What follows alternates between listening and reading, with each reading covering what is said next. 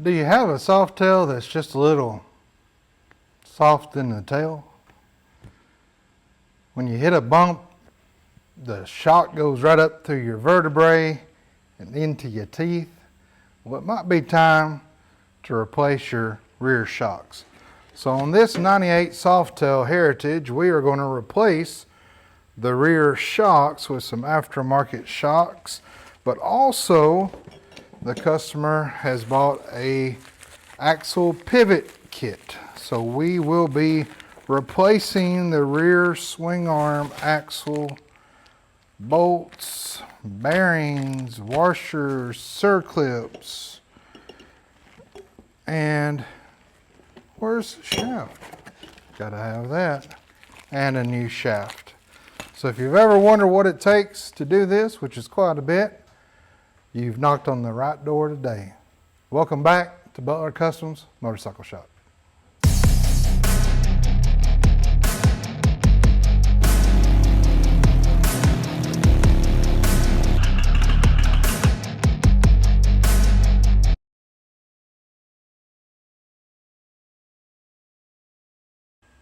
Now let me get your peepers in here to show you what's got to come off just to do this job. Now you can replace the rear shocks without taking the rear wheel off. However, it is a pain. Take the extra 10-15 minutes just to take the rear wheel off, get out of the way. You can actually access the rear shock bolts to the swing arm back here a lot easier than trying to go up under here. So take the time to do this. You will need a center stand in the front and a center stand in the rear that is narrow. The reason you want it narrow is the center stand is going to set on the frame and not on the swing arm, and it needs to have room where you can get the shocks out. So I like using a narrow one. This is really an old school, old jack that I've got that I think will work real good for us. And then we got the other center stand up close to the front, and then I also have it strapped as well on the front neck, or the front top frame, so that, and the wheel locked in good, so that as we lift the back up, there's no chance of the front popping up out of the wheel lock and the rear end falling down. So with that jack up close, you'll want to make sure you've got you strapped down on the front. So on the right side, or the left side, I will take this foot peg off just to kind of give me more room to work in here. And I will have to take this left side exhaust off because the swing arm pivot bolt for the left side is right behind this exhaust. No way you can get that off without taking this exhaust off. However, on the right side we have a little bit more luck. So here is our bolt for that shaft on the right side, and it has tons of room here, so we don't have to take this exhaust off. So I think we're in good shape on this side, but I will take this rear peg off just to get it out of the way. Now, things to remember as you take this rear tire off, your rear brake will be mounted down here to your swing arm, so make sure you take that off. And then this rear brake line is attached right back here to this swing arm. So don't forget that. You will need to take you some clippers and clip that off, the little hose thing that holds it on. And then this brake hose can come free from your swing arm.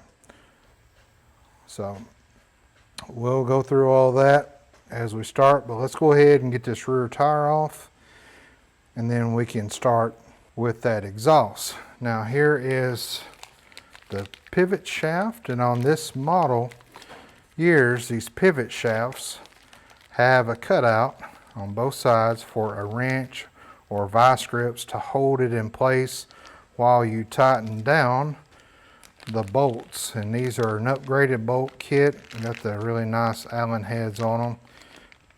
These will be torqued, I think 120 to 150, 140 foot-pounds, I'll have to check. But also it comes with new bearings to insert inside the swing arm. So we'll be pressing those out and putting those in, new washers to go behind the bolts, and a new circlips set to hold the bearings in. So we're going to be doing a lot of fun things today, you and I. And here's a closer look at these shocks. These shocks are adjustable. You will need a spanner wrench to adjust these preloads, and adjusting them counterclockwise, bringing them out closer to the back, decreases the spring load, I believe, and running them clockwise in increases the spring load. I'll have to double check that, but I think that's how they go. So let's get busy taking this rear wheel off and that left side exhaust and both foot pegs. All right, just to give you a little update, here's what we've done so far. I took the seat off, and I did take the negative off because on the back we're going to be taking this plate off, which houses some electrical units and components, and I didn't want it hitting the frame and shorting out. So as a precaution, I took the negative off. Now, I did notice that this crash bar here, if you look right here, this here is your swing arm, and the bolt that holds this crash bar on and the nut is setting, and actually the crash bar is setting right against this swing arm. So I can't remove this swing arm until this whole piece right here comes off. Now, the customer had already took the saddlebags off, and then once I removed this bolt and kind of on both sides and swung it down, I realized, hey, the whole fender is only setting on by this back bolts here, this one and that one.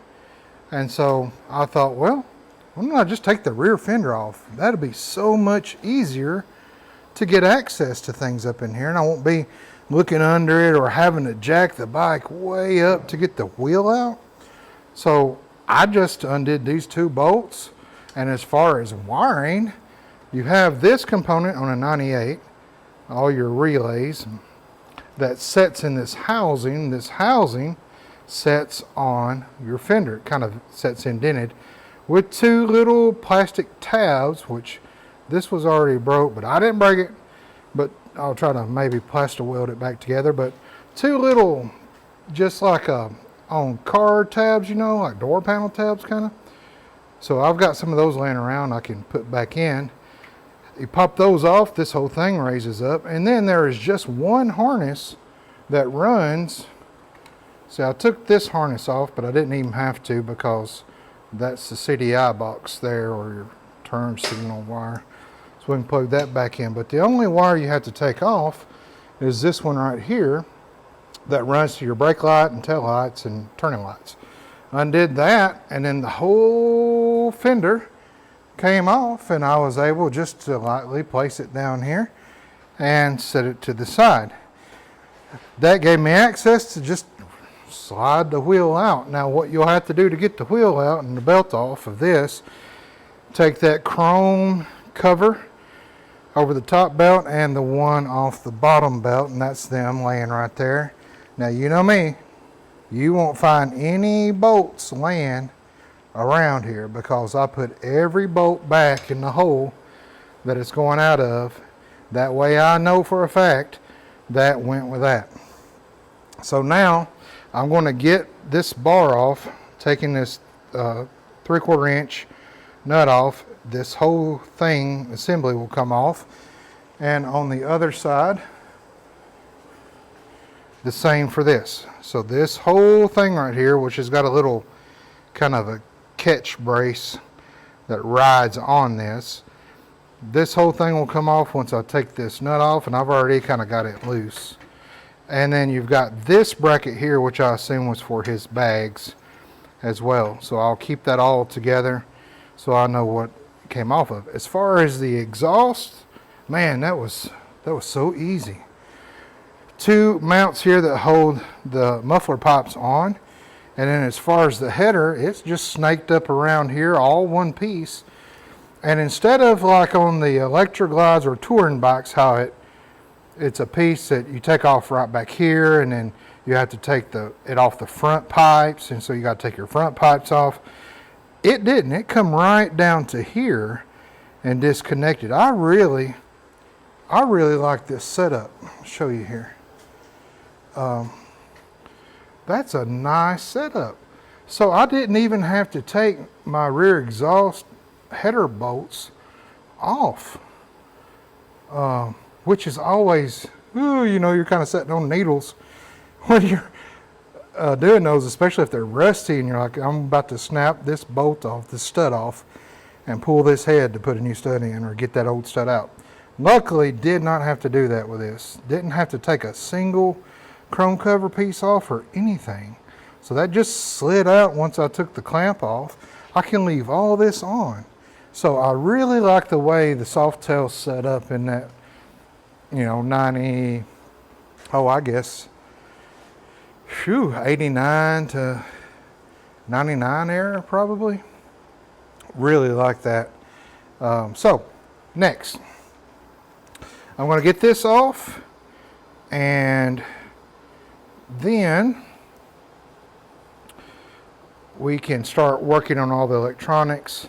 I'll bring you in here and show you this. I just didn't want you to, you know, when I first started shooting videos, I would shoot everything I would do. Then I would spend hours going back through the videos and cutting out things that, like, you know how to do, you know, like take a bolt off. And so I realized very quickly, hey, how about I just pause the video, do the simple things, then come back and explain it to you. That way I'm not having to go back and edit hours and hours and hours of stuff out. This is a big job, and who wants to sit and watch me take a tire off for 15 minutes when you know how to take a tire off? I can just walk you through it and explain it to you. So let's try this. If you like the other way, where you're just hanging out with me in the shop for 6 hours, and that's fine. We'll do that. Either way, just let me know down in the clack it down there in the comments, and let me know. So let's get this crash bar off, just the 2 bolts down here on both sides, and then we'll start working on this cover, which is like a splash guard, but on the back side it holds some electronics as well. All right, I got those rear crash bars, saddlebag bars, whatever you want to call them, off. 1, 2, 3, 4 bolts. Got the last one right here. Let's see what is behind here. Okay, so we did have a relay here that should run probably to the starter. So I will pop that out, and this is why I wanted to disconnect the battery, because you don't want this slopping around hitting metal with the battery connected. So I will practice what I preach and put those back in the holes.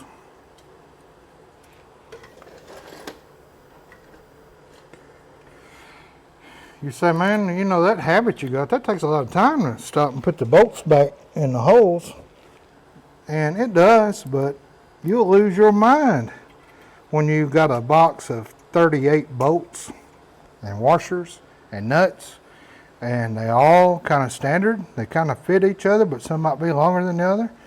And then you run a bolt in there that's too long and you mess something up. So just a good habit. Now I want to get you in here and show you now exactly what we can see.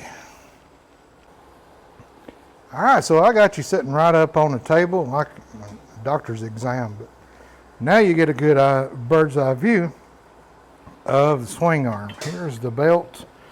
We'll run down here. Actually, I'm going to leave it over here so I can show you stuff. All right, so you've got the rear shocks here, one right side and left side, and you've got 2 bolts. And then you'll have a kind of a setup similar to this in the front. This is attached to the swing arm here. This is just a vent hose you can take off there. We'll stick that up there. And actually, we need to take it completely off of here. This is our pivot shaft. Can you see that? Yeah, okay. So this is our shaft, and it is cut out. And now, on your model, you might find that there are holes like this in here, and there's actually something mounted to it, like a little reservoir.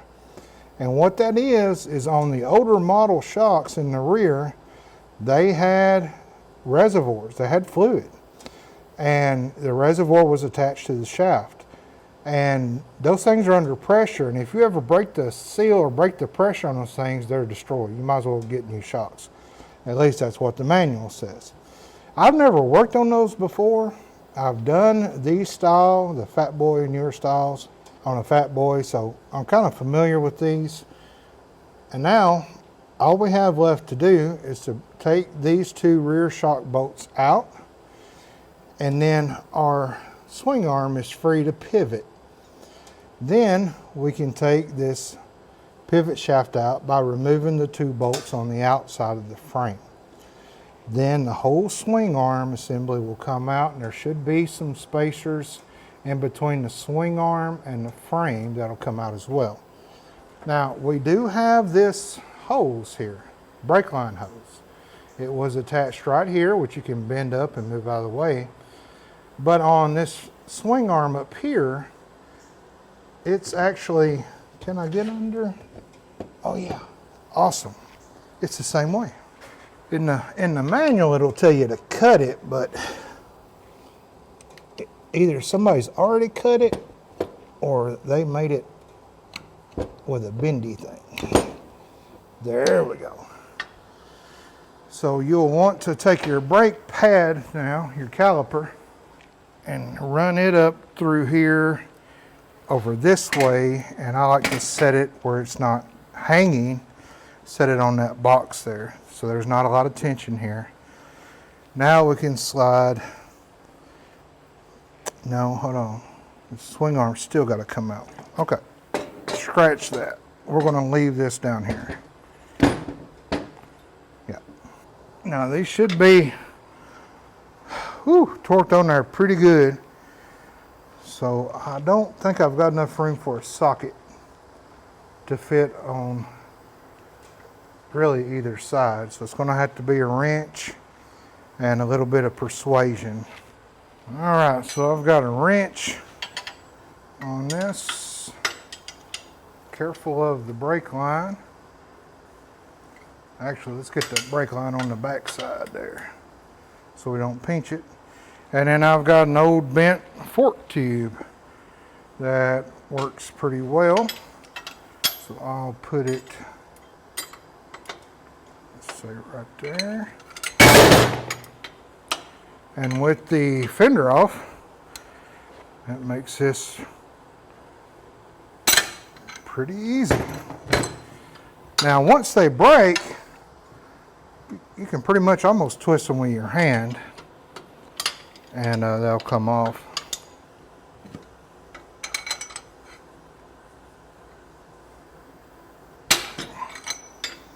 There we go.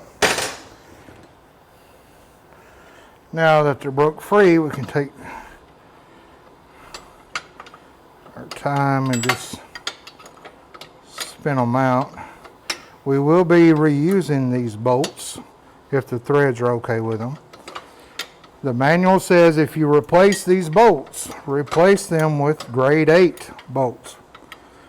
Whole lot of pressure on these bolts. So don't go cheapo on bolts. And I'll tell you a little,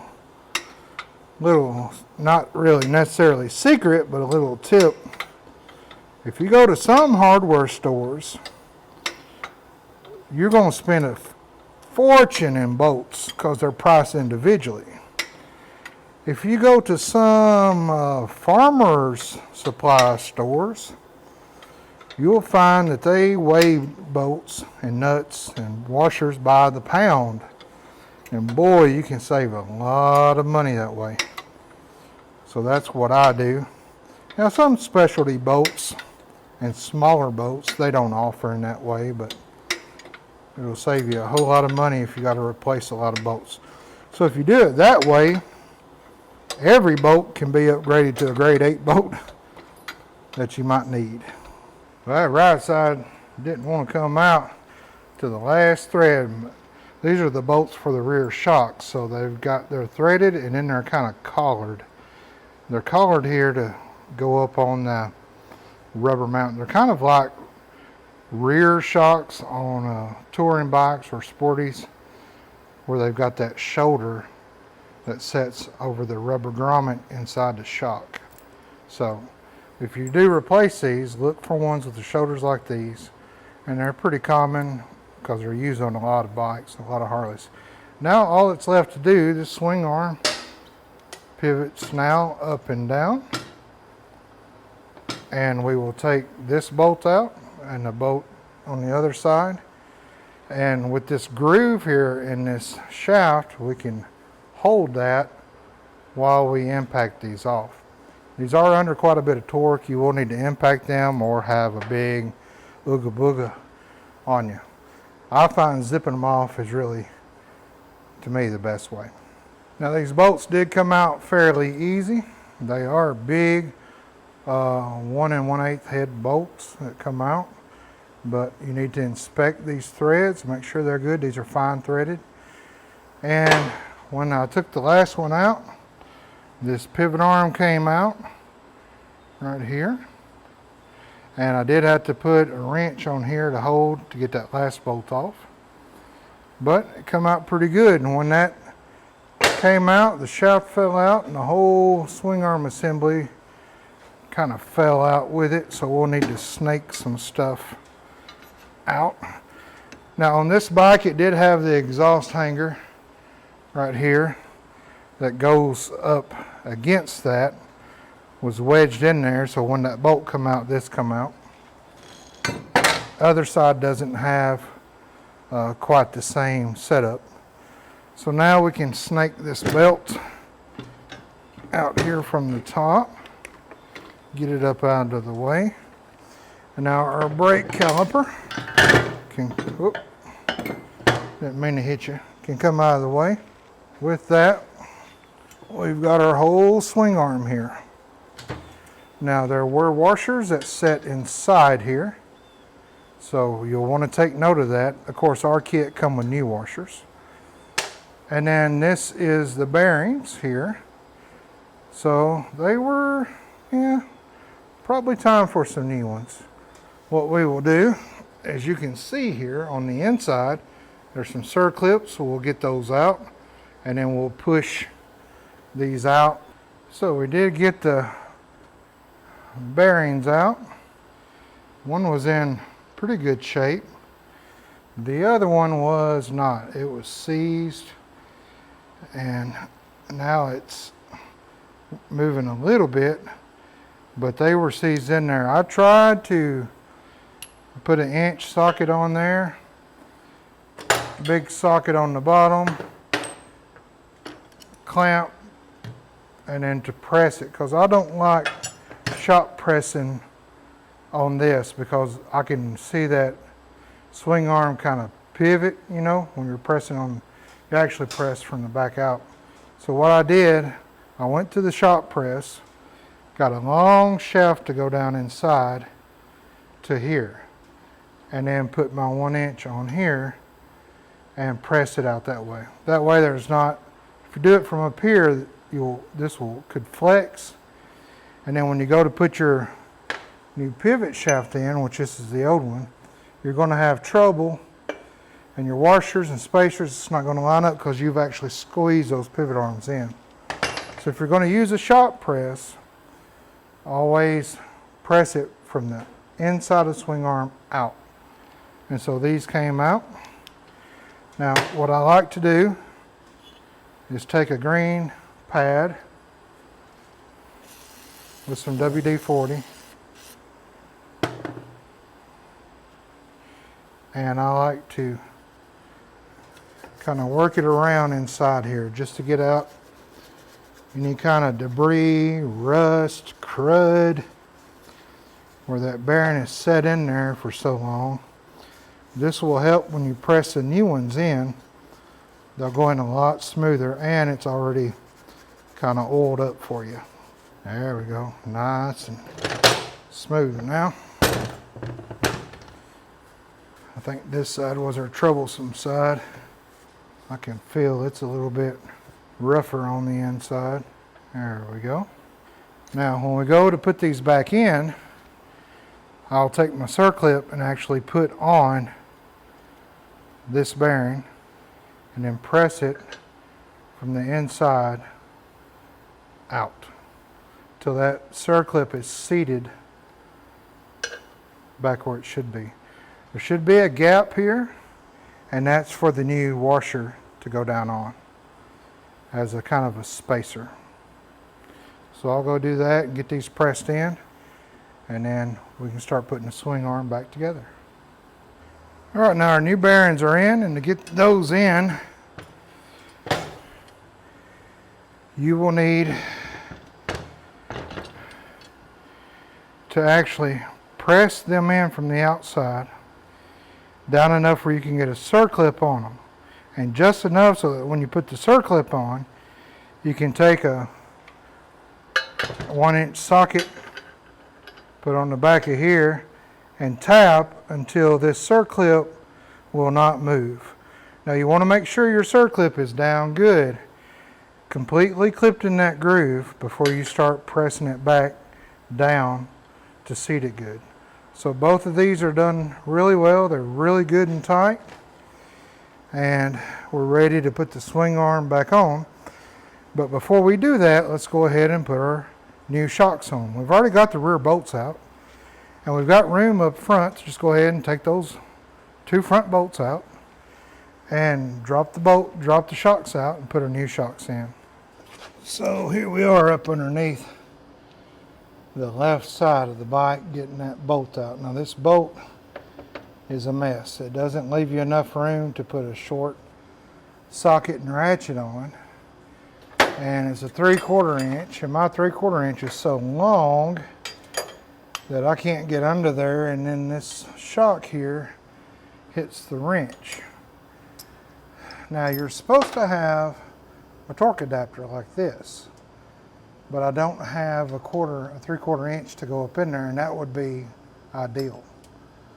So buy you a set. They're expensive, but times like this they're worth it.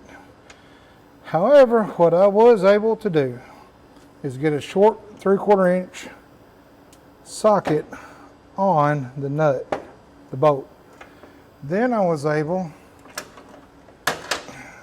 to get an extension underneath the primary and into and above the frame and on that socket, just to break it free. Now once I broke it free, I've got this 19 millimeter ratcheting wrench that I never use for anything. It had a 19 and a 17 on the other end. So I just cut it off, and now I'm able to get in here and ratchet this bolt out. So sometimes when you're caught, you just got to do the best you can do with what you got. And I'll leave myself enough room to get this out. Oh no. Run it back in a little bit so I can get that out. Now I'll have to try to use this best I can. Actually, I can I can turn it with my fingers. They just don't give you any room to get that out. But now that that comes out, now that left side shock can come out. It's a collared bolt as well. We'll blue Loctite that, put that on, and I guess I will run to the store and get a torque adapter so that I can torque it down. Now the new ones should come set stock height, but we can adjust them. Break this lock nut loose, and you can adjust this. Lengthwise, if you just want it length, you can break these 2 nuts loose and then extend this out or in. This is your load, and this is just your length of your swing arm. So let me get some blue Loctite on this, and we'll put that back in. I guess a man could take the outer and inner primary off and the starter and all that, but good grief, Who wants to do all that just to change out a shock? Whew. Torque that down best we can. I'll have to go run a Napa and get one of those sets. I mean, it's a good thing to have, you know. Even a crow's feet would work, I think. Crow's feet might not. But these would bring you down perfect. And you need these to torque it. So let me go buy the set. My biggest one goes up to 9/16, and these start at 9/16 and go up. So it'd be handy to have. Okay, so I forgot to hit the start on my microphone. So I'm going to have to kind of narrate for you. On that right side, that front bolt, you can just get a straight extension and a socket in on that. So that makes it really easy to get that right side shock out. Now on this other side of there's a new pivot shaft that's in. It's got the same cutout there as the old one does. So that really helps to install it. Now when you put the pivot shaft in the bearings, you might need to wiggle the bearing around with your finger or a flathead screwdriver and get it angled where the shaft will actually fit up in there, and then take you a little hammer and kind of tap, and don't to line up the shaft and the bearing holes. The shaft will stay in there, but don't forget those spacers that go in between the frame and the swing arm. There's a difference in the bolts there. That's got a big Allen head bolt, so it's going to catch a little bit different on those foot pegs. There's the cutout there to clamp on and hold on so that the pivot shaft won't spin. Now make sure all your things are running over the shaft. All right, you got your belt there that runs over and under the shaft. You got that hose that runs over it. And then you got your brake line that runs over the shaft as well. So don't forget to route those before you put that swing arm back on. Just put that plastic cover back on right there and snap that starter relay in. All right, so we'll walk around it. I got the wheel back on, put the fender back on. Like I said, it just had the 2 bolts because he's got the side bags off. Put the pipes back on. Put the peg back on, tightened everything down, put our 2 guards on. Let's see. Put the new cotter pin in, torque down. These are set. Got the seat back on, got the bracket back on the pipe. So everything came back together well.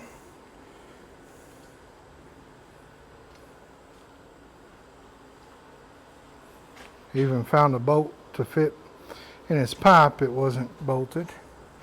Well, as the sun's going down, we have successfully changed out the pinion axle, swing arm pinion axle, bolt, shaft, bearings, spacers, circlips, washers, bolts, and of course the old stock shocks.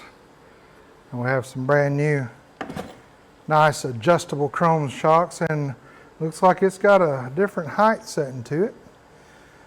So we'll call that a success. Now this is a messy job, so don't be wearing your best Sunday overalls, because you will get greasy, grimy. You're getting into stuff that hadn't probably ever been taken apart, and all that road grime and stuff just gets everywhere. But I've had a fun time hanging out in the shop with you today. If you've got any questions or comments about what we did, maybe something that we missed that you wanted to see, just let me know. I might be able to help you and walk you through it. But in the meantime, tell your mama now, I said hi.